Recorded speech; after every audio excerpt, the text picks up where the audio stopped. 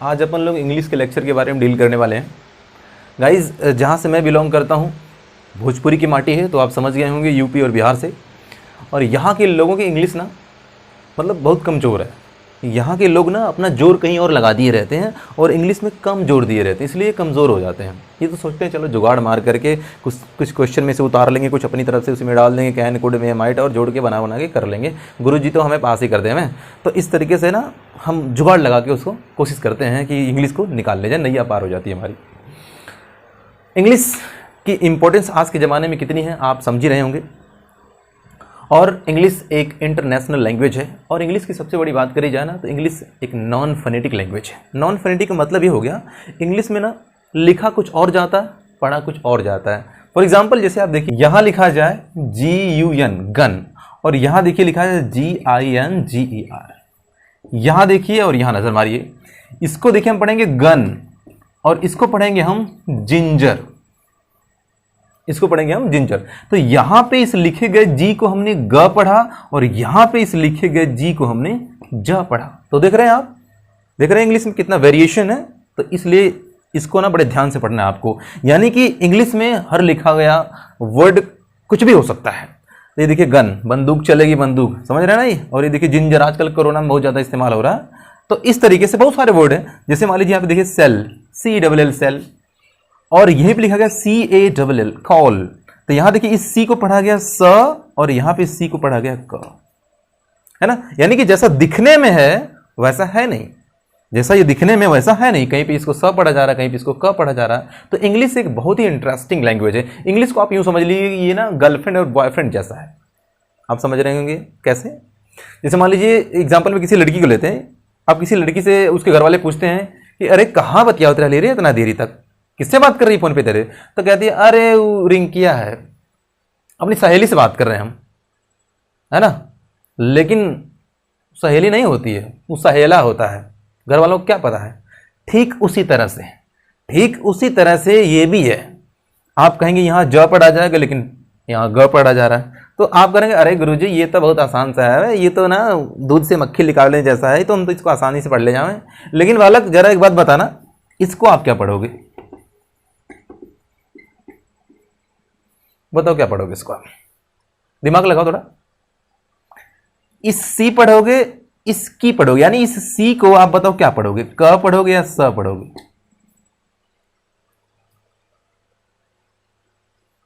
मैं बताऊं, वैसे इंग्लिश में ऐसा कोई वर्ड है नहीं, बस 3 इडियट मूवी जैसा मैंने अपने दोस्तों का नाम लिख दिया था, है ना। ऐसा कुछ है नहीं।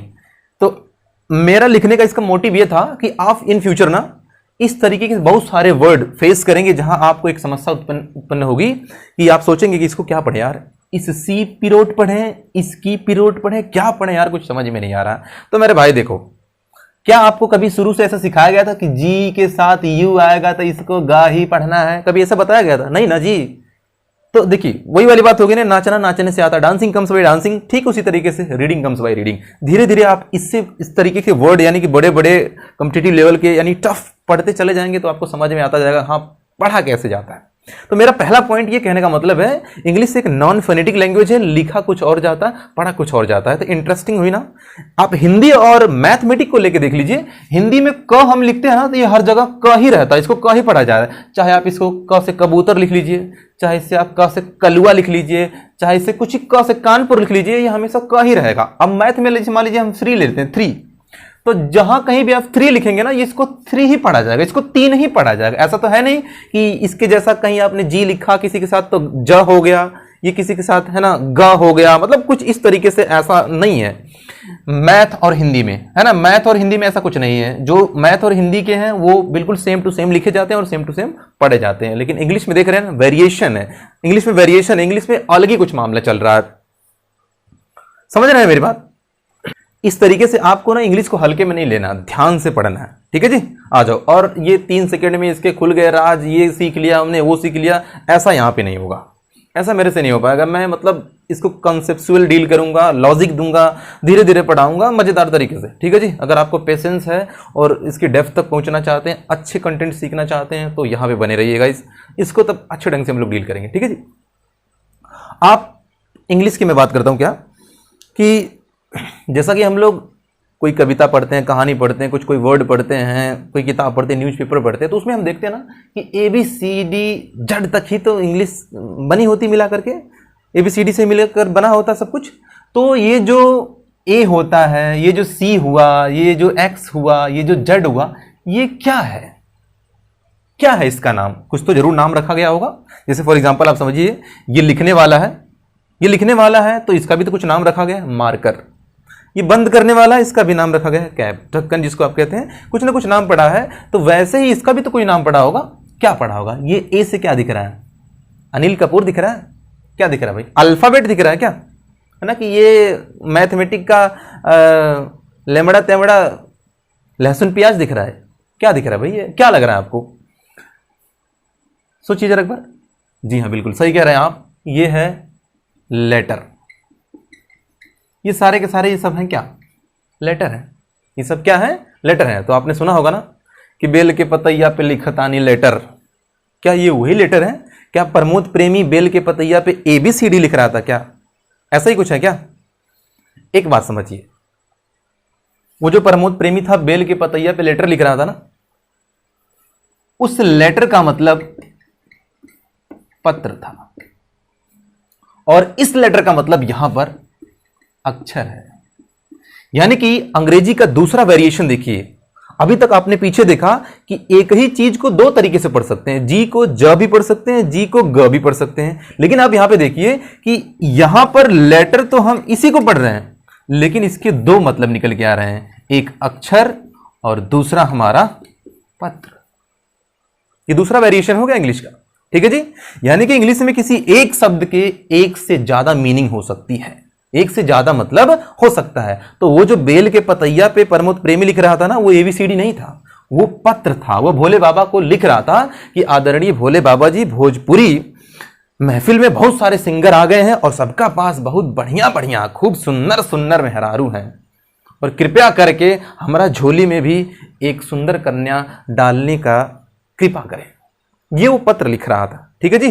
तो आप इसका मतलब समझ गए। हम कॉमन सेंस लगा करके समझ जाते हैं कि यहाँ पे लेटर का मतलब क्या लेना है, अक्षर लेना है कि पत्र लेना है, हम क्या समझेंगे। जैसे मान लीजिए अगर प्ले हो गया, तो प्ले मतलब खेलना भी होता है, और प्ले का मतलब बजाना भी होता है। आपने मोबाइल वगैरह में देखा होगा, बजाया जाता है ना जी।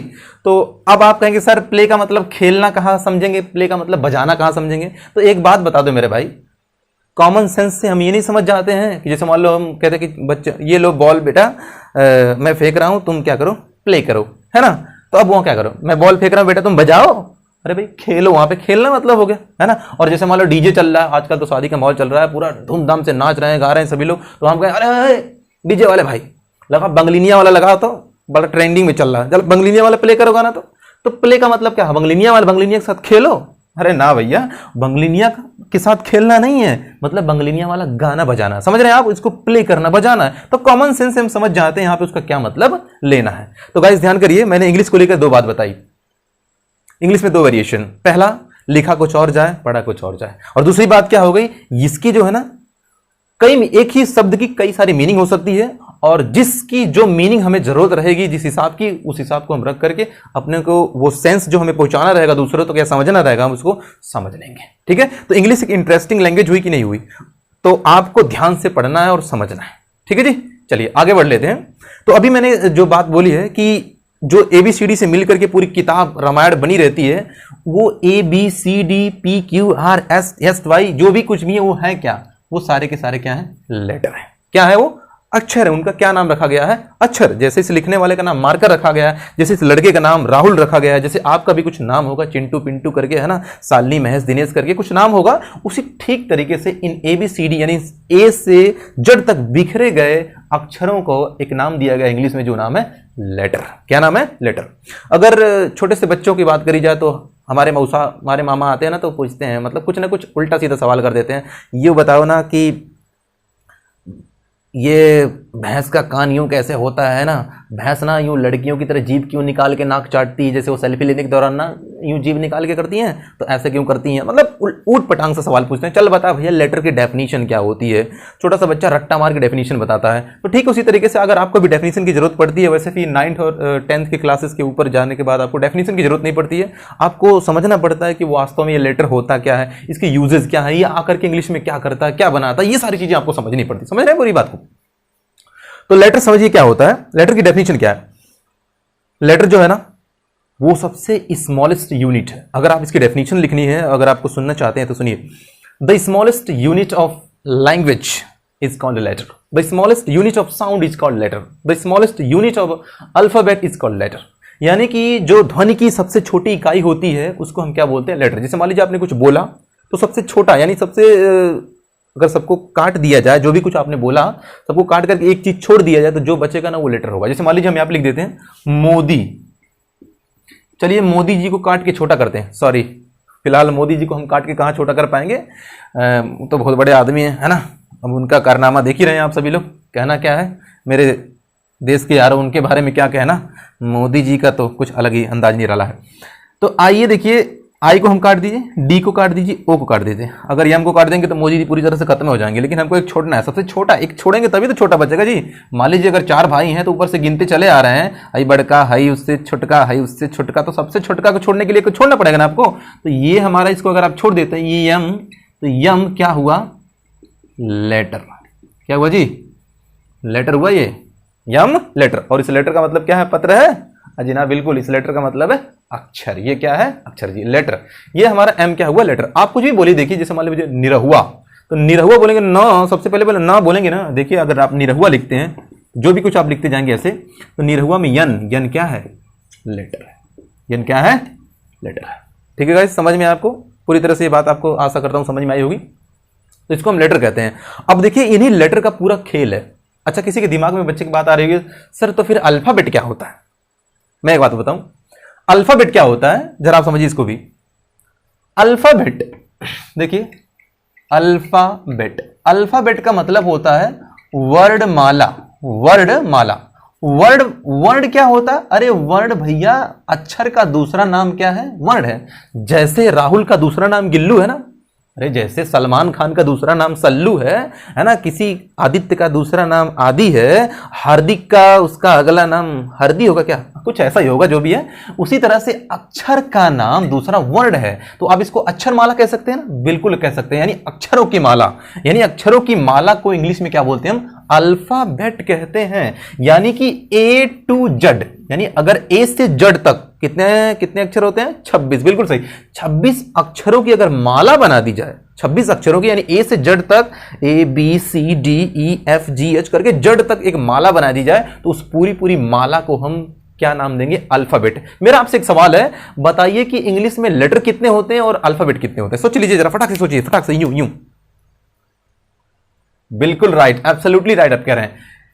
अब मिला लीजिए अपना, क्या कहे होंगे, मुझे तो नहीं मालूम है, आप तक मैं पहुंच नहीं पा रहा हूं, लेकिन शायद आप तक मेरी भावनाएं पहुंच रही हैं। अगर आपके वीडियो कंटेंट अच्छा लगता है तो वीडियो को लाइक करिएगा और चैनल को प्लीज सब्सक्राइब कर दीजिएगा। गाइस, अल्फाबेट, अल्फाबेट कितना होता है और लेटर कितना होता है, इसकी मैं बात करता हूं। अल्फाबेट ना 1 होता है, और जो लेटर होता है, जो लेटर होता है वो हमारा 26 होता है, 26 लेटर होता है। अब कैसे, जरा देखिए ऐसे। मान लीजिए आपके पास ये कुछ मोती हैं, या फिर मैं आपको ये मोती देता हूं और आपसे कहता हूं कि इसकी एक माला बना दो, तो आप क्या करोगे, इसमें से धागा गुजारते हुए लेके जाओगे, बन गया माला। अगर मैं आपसे पूछता हूं कि अब बताओ जो तुमने माला बनाया वो कितना माला बना है, तो तुम क्या कहोगे, सर एक ही माला तो बना है। और अगर मैं तुमसे पूछूं कितने मोती हैं, तो आप काउंट करोगे 1 2 3 4 5 6 7 8, फाइनली 8 हो गया, तो आप कहोगे सर 8 पल्स है, यानी कि 8 मोती है। ठीक है जी। ठीक उसी तरह से जब आप ना ए से जेड तक यानी कि 26 अक्षरों की एक माला बनाओगे, इन 26 अक्षरों को एक धागे में गूंद करके एक माला बनाओगे, तब मैं आपसे पूछूंगा कि बताओ जो 26 अक्षरों को गूंद करके आपने एक माला बनाई है, इन अक्षरों की माला को क्या नाम दिया जाएगा, अल्फाबेट। अल्फाबेट। अब मैं पूछूंगा कितना माला हुआ, जो तुम ए से जेड तक अक्षरों को गूंद करके माला तैयार किए, तो कितना माला बना, तो आप बोलोगे सर 1 माला बना। 1 माला बना, 1 ही माला तो बना। लेकिन अगर मैं पूछूं कितने अक्षर लगाए इस छब, तो आप गिनोगे और गिन करके मुझे बताओगे 1 2 3 4 5 6 7 8 9 10 41 41 कहने का मतलब आप 26 तक गिन ले जाओगे, यानी कि लेटर कितने हो गए? 26। समझ में आई हुई पूरी बात है ना? यानी ए से जेड तक जो भी ABCDEFG करके जेड तक जो भी अक्षर रखे गए हैं उनके समूह को यानी उनकी माला को हम क्या बोलते हैं? वर्ड माला, यानी कि अल्फाबेट बोलते हैं। ठीक है जी। और उसमें आए सभी अक्षर को हम लेटर बोलते हैं। जेड क्या है? लेटर है। पी क्या है? लेटर है। क्यू क्या है? लेटर है। लेकिन क्या QRT, अगर कोई आपसे पूछता कि अच्छा ठीक है ये लेटर है, ये P लेटर है, अगर मैं इन्हीं 3-4 लेटर को ऐसे पूछूं ACDE, ये क्या है? ये लेटर है कि अल्फाबेट है?